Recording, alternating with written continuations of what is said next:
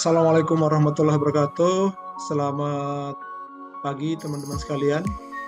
Hari ini saya akan meresensi sebuah buku yang berjudul Sustainable Development of the Agrarian Economy Based on Digital Technologies and Smart Innovation.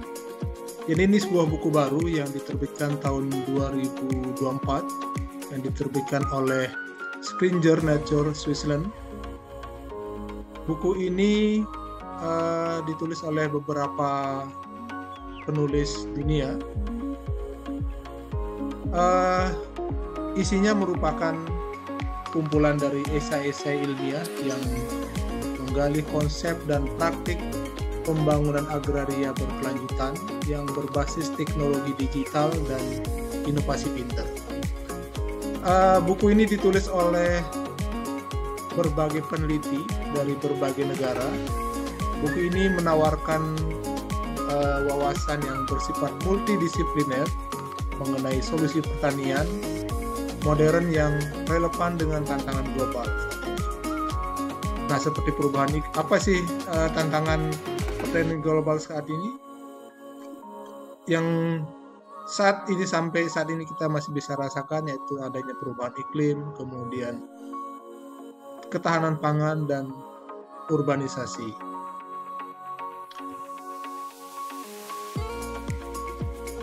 Nah, sebagai pendahuluan, dalam buku ini diceritakan bahwa buku ini membahas tentang hambatan dan peluang utama untuk pembangunan berkelanjutan di sektor agraria yang berbasis teknologi digital dan inovasi pintar. Fokusnya pada 4 jenis hambatan, yaitu masalah regulasi terkait pembangunan pertanian di masing-masing negara, kemudian masalah organisasi pelaksana dari sektor pertanian ini, kemudian ada masalah sosial hukum di situ, kemudian masalah teknologi. Nah, penulis juga memperkenalkan pendekatan sistemik untuk mengatasi tantangan tersebut dengan studi kasus dari berbagai negara seperti Rusia, Uni Eropa, dan Vietnam. Nah, di dalam buku ini dibagi menjadi 4 bagian besar, 4 tema. Yang pertama itu membahas tentang pengalaman internasional, tentang kerjasama, kemudian perdagangan di pasar pangan global.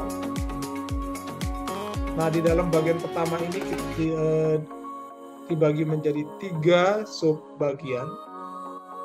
Yang pertama yaitu tentang pembangunan berkelanjutan pertanian di Kyrgyzstan. Nah, di bagian pertama ini menggambarkan tentang studi penggunaan varietas padi lokal dengan teknik pemrosesan tradisional untuk meningkatkan kualitas produk sambil menjaga kelestarian tanah. Nah, di dalam bagian ini penulis mencoba menjelaskan jenis-jenis varietas padi lokal yang pernah ditanam.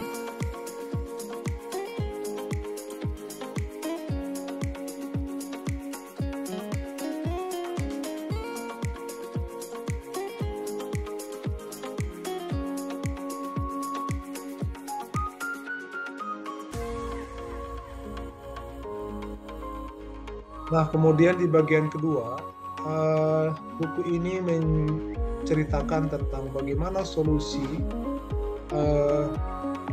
bagi organisasi dan manajemen untuk pembangunan berkelanjutan.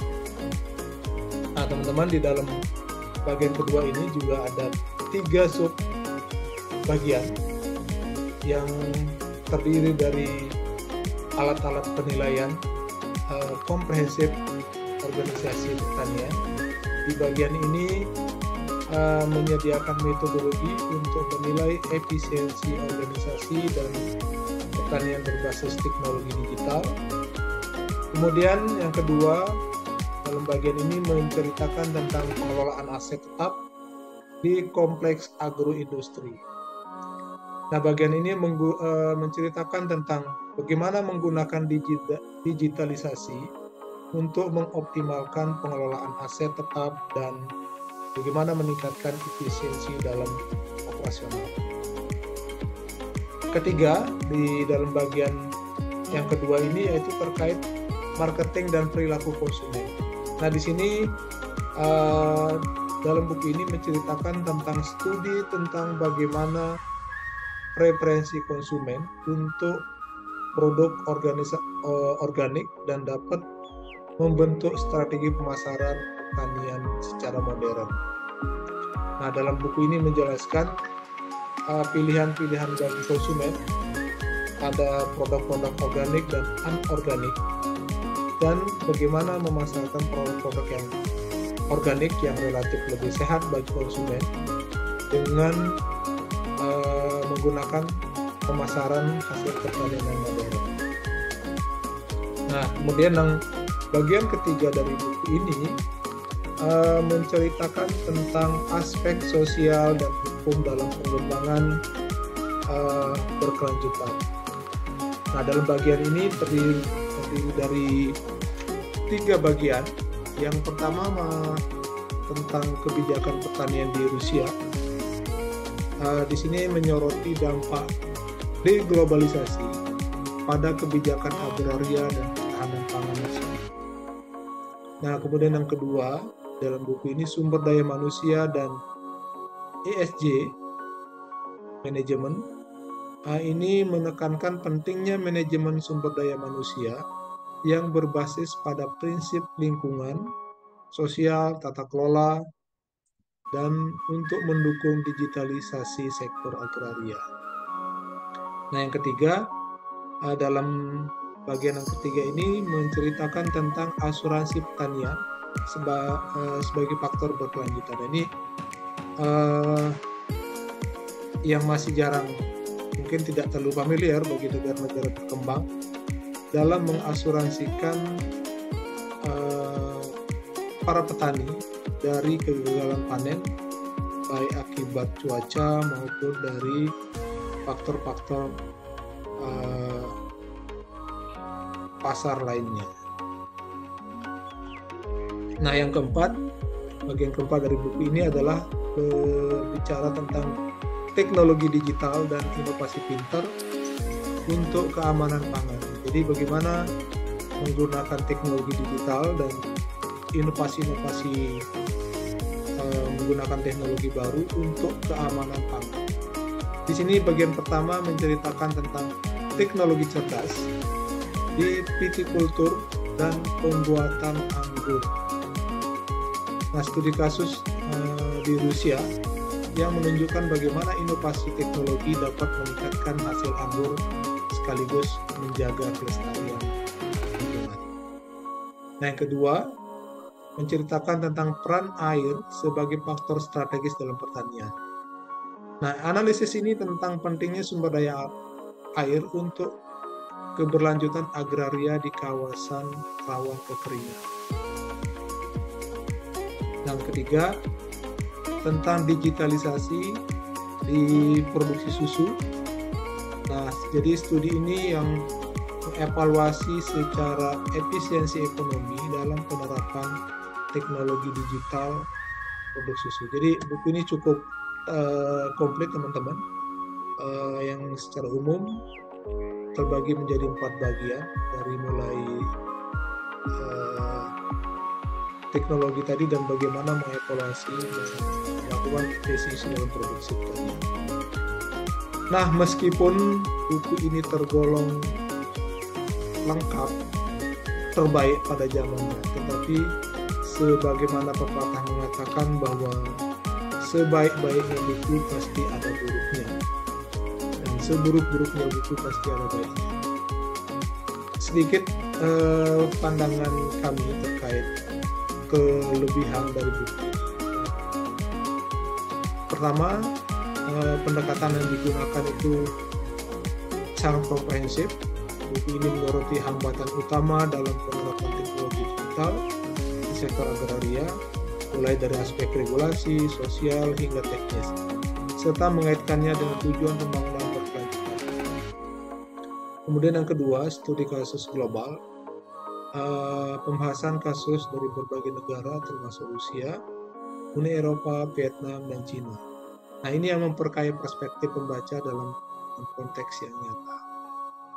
Nah, kelemahan yang ketiga yaitu tentang inovasi yang praktis. Ada deskripsi rinci tentang teknologi pertanian, seperti pertanian vertikal, cerdas, dan sistem irigasi berbasis robot yang mampu meningkatkan efisiensi sekaligus meminimalkan risiko lingkungan. Nah, ini kelebihan dari buku ini. Nah, selain kelebihan tentunya juga tidak luput dari kekurangan. Setidaknya ada dua kekurangan yang diperoleh dari buku ini. Yang pertama yaitu pendekatan teknis yang mendalam, mungkin memerlukan pemahaman dasar tentang teknologi digital dan manajemen agraria untuk benar-benar diapresiasi oleh pembaca yang awam. Karena pembaca kita ini tidak semua punya kemampuan yang sama, tentunya kalau memahami isi dari tulisan ini memiliki kemampuan yang berbeda-beda juga. Dan kekurangan yang kedua, ini tidak semua solusi yang diuraikan dalam tulisan ini bisa diaplikasikan di negara-negara lain atau dalam konteks lokal, terutama negara-negara berkembang yang memiliki keterbatasan sumber daya dan karakteristik sumber daya yang berbeda. Nah, itu teman-teman. Jadi terakhir saya dapat simpulkan isi dari buku ini. Antara lain buku ini menggarisbawahi pentingnya kolaborasi skala internasional, kemudian pentingnya digitalisasi dan inovasi pintar dalam mencapai pembangunan berkelanjutan khusus di sektor agraria. Nah, penekanan khususnya diberikan pada teknologi untuk meningkatkan produktivitas, efisiensi dan berkelanjutan. Sebagaimana prinsip pembangunan berkelanjutan itu, setidaknya 3 aspek ini harus tercapai. Jadi dari aspek efisiensi, kemudian produktivitas, dan secara ekologi tetap berkelanjutan. Nah, kemudian menurut saya buku ini sangat cocok bagi para akademisi, dosen yang selalu haus akan ilmu-ilmu baru sebagai referensi dalam mengembangkan ilmu pengetahuan di lingkungan masing-masing. Kemudian bagi para praktisi, bagi para pelaku baik petani maupun di lingkungan manajemen pertanian, dan bagi para pembuat kebijakan, para eksekutif yang terlibat dalam pembangunan agraria berkelanjutan. Nah, dengan kombinasi analisis teoritis dan solusi praktis, buku ini adalah referensi yang berharga untuk menghadapi tantangan agraria. Jadi demikian teman-teman yang dapat saya sampaikan. Mudah-mudahan ada manfaatnya untuk kita semua. Saya akhiri sampai di sini. Assalamualaikum warahmatullahi wabarakatuh.